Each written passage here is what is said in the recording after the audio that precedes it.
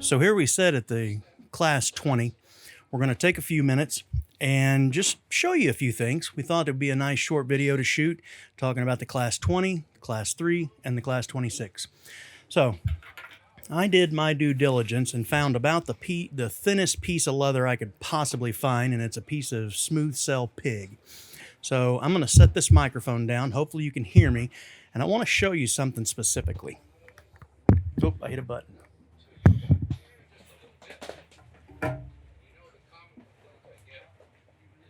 I've got a 138 thread on top and a 138 thread on the bobbin.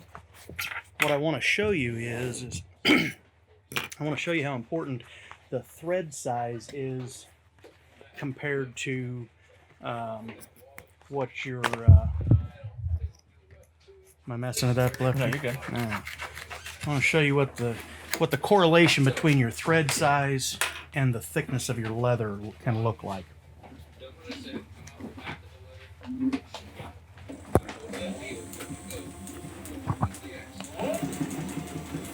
Okay, so we're going to call that good.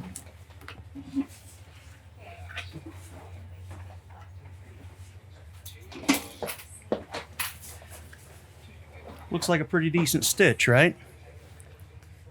Uh-oh. What's the problem? The problem is that truthfully the thread is too big to be hidden in a knot in those two pieces.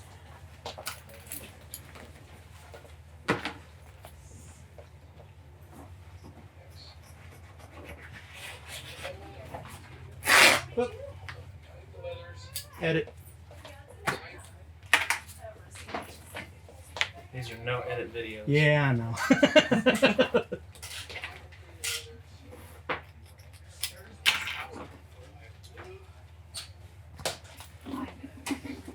Now, obviously, I probably wouldn't be using a white thread on a brown necessarily every time, but gives us good contrast for you to see.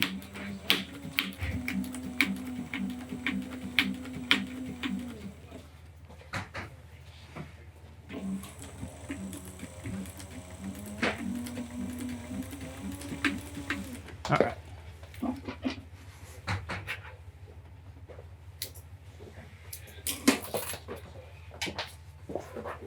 Good stitch? Not perfect.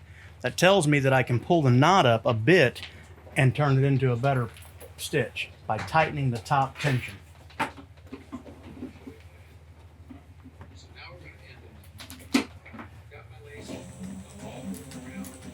Well, it sounds better, doesn't it?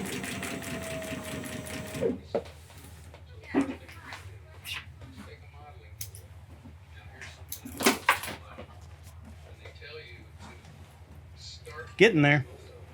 So that was just a quick thought on thread size. You can adjust it until you get it to where you want. What I normally try and do is set the tension to the thinnest thing that I'm ever going to sew with that thread.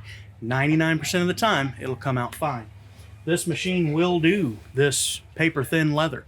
You just need to make sure that you're running somewhere in the neighborhood of a 46 or a 69 weight thread. And it obviously will do this. This piece of brown collar is probably about 11 ounce plus about 1.5 ounces. So you're sewing about 12 and a half ounces. The machine does a great job. Let's look at the Class 3. So when you have a 69 to a 138, are you having to change your tension every time, even with that? If your needle correlates and you've got your bobbin set, a lot of times, no, you won't have to change it. You can also try running a 69 weight thread on the bobbin and a 138 on the top, and that'll help you downsize, which gives you that good thick look on top, but you still got a nice solid stitch on the bottom. All right, let's try setting that dude down there. Class 3. This is an identical machine to the Class 4. Obviously, the difference is here. So anything this machine will do, your Class 4 will do. To be honest with you, right now we're running a little low on machines, and I think I've got one Class 4, so I didn't want to dig it out to do this. So we thought we'd talk about the Class 3. This is a 277 thread on top and bobbin. It's a good looking stitch. That's a pretty good looking stitch. Hi, Rusty. Hi, Kevin. How you going? Well, I think we're doing all right. Nobody's told us any different yet. Oh, far be it from me. No. You know what? We thought we'd take a couple of minutes and just do a refresher video, give people something to watch if they find themselves in a particularly boring situation. They could dial in and watch me and you talk. That's going to improve a boring situation. Likely no. Well, it's nice to see that you're still being creative. What in the world could possibly lead someone to be in a boring situation right now on March 24th? Well, you know, here's what I was really hoping for. I was hoping that somebody was planning on how they were going to spend that tax refund that they maybe are waiting on. Thought we'd take a few minutes and show them the benefits of owning a sewing machine. Well, there are benefits, and there's nobody better than you to show them. Oh, I don't know about that. Hey, but and did you know that we have sewing machines coming? I heard that rumor. That's amazing considering the time we are at right now. Well, and finding out the hard way that you may or may not have enough sewing machines is not the way that we want to do it. Right. So I believe, if I'm not mistaken, we have taken measures to make sure that we don't run out of sewing machines. But it's a supply chain issue. And so if the supply chain can't provide them, then you run into issues. But those folks are working hard to do it and hard to get us into a as are a lot of our vendors. I'm going to leave you to this because you said something about providing relief from boredom, and I don't want to be any part of that.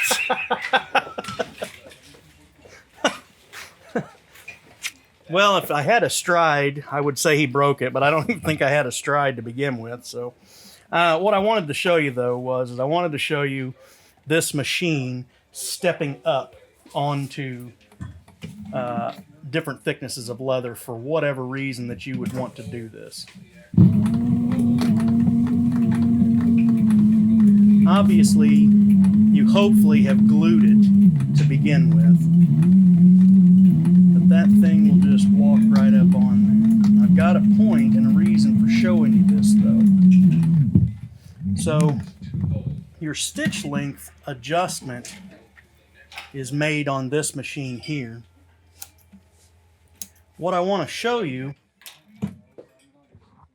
it may not be all that easy for you to see right now, but when I was in a single thickness of leather, if you took a caliper and measured that stitch length, it's going to be longer than it is when the leather gets thicker.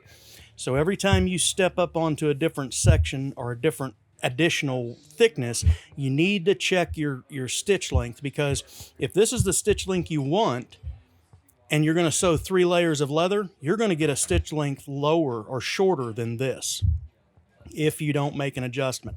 So I always recommend that you take the thickness that you're going to sew a few stitches, make your adjustment, and then go ahead and sew. That's going to be the same for every sewing machine that you use. So anyway, there's a tidbit there on the Class 3. I think we're going to step over to the Class 26 now.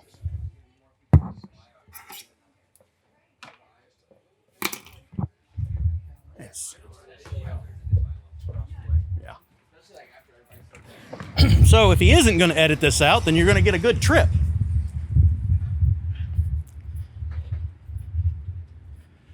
And here we see 4 pallets of Herman oak that are coming in today. Keep going. Carry on. And in we go. We're in R&D where they have a 26 in use. We're going to take advantage of the fact that everybody's at lunch except for Stacy. Class 26.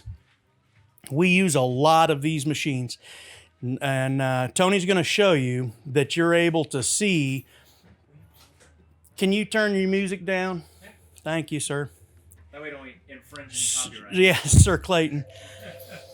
So you're going to get to see, Tony's going to show you how many Cobra machines that we use. And it is almost every single machine that we've got, soy machining for sure. This machine has quickly become a favorite, especially with the customers and the folks here, because you've got a very nice drop-down roller edge guide, which you can get on the Class 20 as well. But the cylinder arm certainly helps life and makes things a whole lot easier.